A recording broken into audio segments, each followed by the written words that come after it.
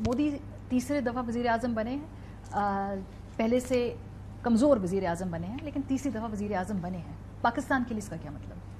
देखिए पहले तो मारिया, पाकिस्तान के अपने जो मसाइल हैं और जो उसको दरपेश हैं, और उनमें आपने जो तज़किरा किया हमारी जमहूरी निज़ाम का, उससे ही मुंसलिक सारे मसाइल कम अज़ कम मेरी नज़र में हैं। तो पाकिस्तान के अपने इतने मसाइल हैं कि पाकिस्तानियों को ज़्यादा इसकी परवाह नहीं होनी चाहिए कि नरेंद्र मोदी क्या करेंगे।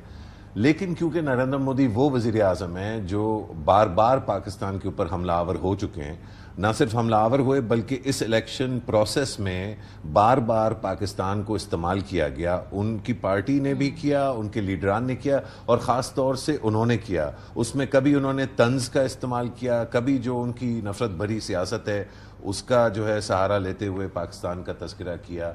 और पाकिस्तान के साथ साथ हिंदुस्तान की एक बहुत गयूर और मैं समझता हूँ दुनिया की अजीम शान जो मुसलमान पॉपुलेशंस हैं, उनमें शायद सर फहरिस्त शायद हिंदुस्तान का मुसलमान है, और उससे भी जो अफजल और अहम और अहसन किरदार है वो शायद कश्मीरी मुसलमानों का है, जो ना अपने आप को हिंदुस्तानी कहते हैं ना हिंदुस्तान का हिस्सा बनना चाहते हैं। तो क्योंकि उन्होंने इतनी ज़्यादा बात की इन चीज़ों के बारे में, तो ज़रूर हमें ये याद रखना चाहिए कि 2019 में मोदी सरकार ने पाकिस्तान के ऊपर हमला किया इलेक्शन से पहले, इलेक्शन जीतने के लिए। तो क्या एक ऐसा इलेक्शन जो जीतने के बाद भी ऐसा लग रहा है कि वो हारे हैं, तो अब उनका क्या रद्द-ए-अमल होगा, इस पे बड़ी गहरी नज़र पाकिस्तानियों को और ख़ास तौर पे पाकिस्तान के जो सिक्योरिटी इदारे हैं और हुकूमतें उनको रखनी चाहिए। अभी जो मोदी वज़ीर आज़म बने हैं उनके लिए बड़ा हम्बलिंग एक्सपीरियंस है। अगर मैं क्विकली आपको भी दिखाऊं, अपने देखने वालों को भी बताऊं कि जब मोदी मुख्तलिफ इंटरव्यूज़ दे रहे तो उन्हें एक गॉड कॉम्प्लेक्स था। उन्होंने बार बार मुख्तलिफ रिपोर्टर्स और एंकर्स को इंटरव्यू देते हुए कहा कि उनको किसी ने भेजा है, यानी वो उनको किसी ने चूज़ किया है, या जो उनके भगवान हैं उन्होंने उनके ज़रिए भारत के अंदर वो जो सारे काम हो रहे हैं उनके लिए मोदी को एक ज़रिया बनाया है।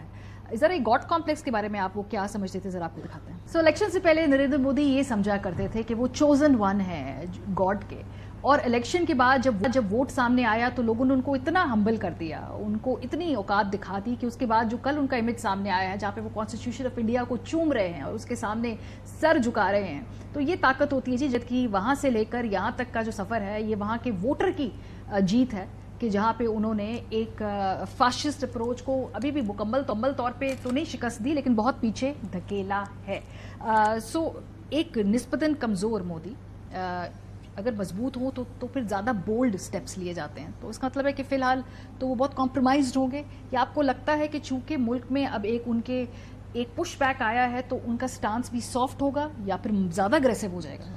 देखिए, जो रैशनली जो समझ आती है वो ये कि वो इस इलेक्शन में जो एक तरह से शिकस्त हुई, 400 सीटें नहीं मिली, 370 भी नहीं मिली, 303 जो पिछली दफ़ा थी वो भी नहीं मिली, तो शायद इससे वो कुछ सबक सीखे और वो ब्रिज बिल्डिंग करें। लेकिन मसला ये है, और ये हमने पाकिस्तान में भी, ठीक है हमारी जमहूरियत इतनी ताकतवर नहीं है और बहुत कमज़ोर है, लेकिन कुछ जमहूरी जो है इशारे या इंडिकेशंस हमारे यहाँ भी होती हैं।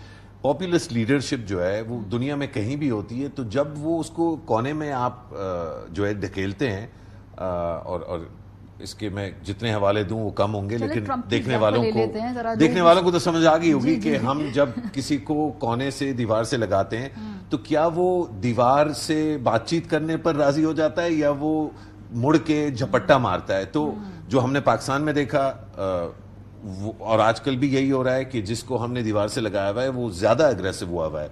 ये बैरून मुल्क जितने भी एग्जाम्पल्स हैं इस तरह के लीडरान के, तो वो ज़्यादा अग्रेसिव हो जाते हैं। मसला ये है कि वो अग्रेसिव जो है वो अग्रेशन कहाँ निकाल सकते हैं। अपने कोलिशन पार्टनर्स पे तो नहीं निकाल पाएंगे, ऑपोजिशन पे अगर निकालेंगे तो कोलिशन पार्टनर्स उन पे दबाव डालेंगे।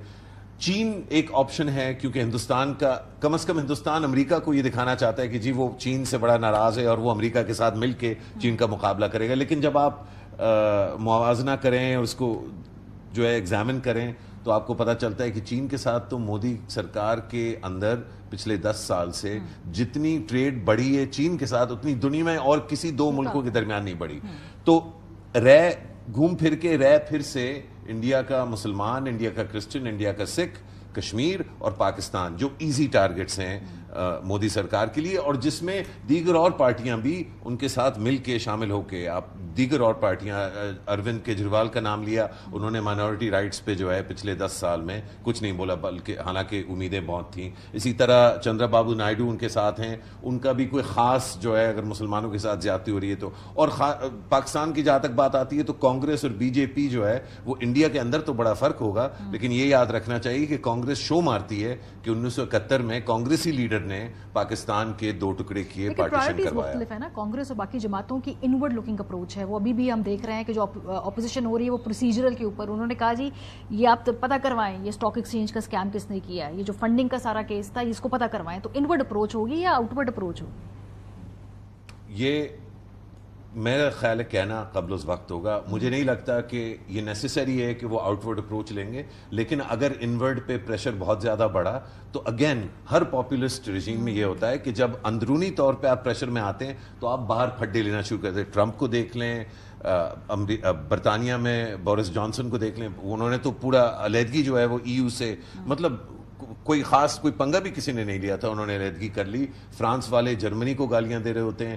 تو یہ ایک تہوار ہے ایک سسٹم کا. جب پاپولزم آتی ہے تو یہ ایک نیچرل انسٹنکٹ ہوتا ہے لیڈروں کا کہ وہ ایکسٹرنلائز کریں، کیونکہ اس سے ان کو یہ لگتا ہے کہ گھر کے اندر اپنے ملک میں لوگ ان کے ساتھ، ایون جو ان کے ساتھ نہیں ہیں، جب ملک کا مسئلہ آئے گا تو وہ ان کے ساتھ مل جائیں گے. تو میرا خیال ہے پاکستانیوں کو محتاط رہنا چاہیے. لیکن ایک میں ضرور یہ چیز کہوں گا کہ یہ جو خوشی اور امید ایک طرح سے پاکستان میں بڑی واضح، آپ کی پریزنٹیشن میں بھی یہ بڑا واضح ہے کہ آپ کو اچھا لگا کہ ایک ملک ہے ہمارا ہمسایہ ملک جہاں جمہوریت اتنی سٹرانگ ہے.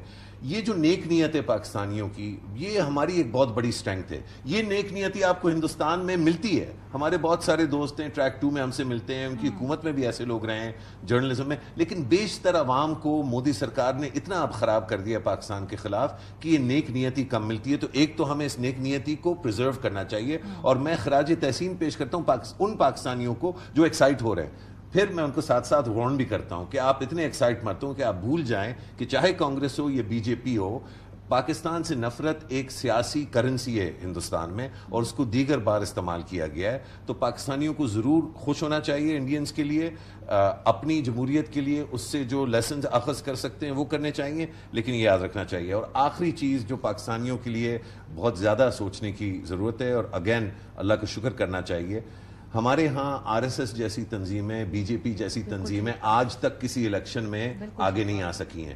اس سے یہ اخذ میں کرتا ہوں کہ ہمارا ووٹر انتہائی غیور اور انتہائی میچور ووٹر ہے.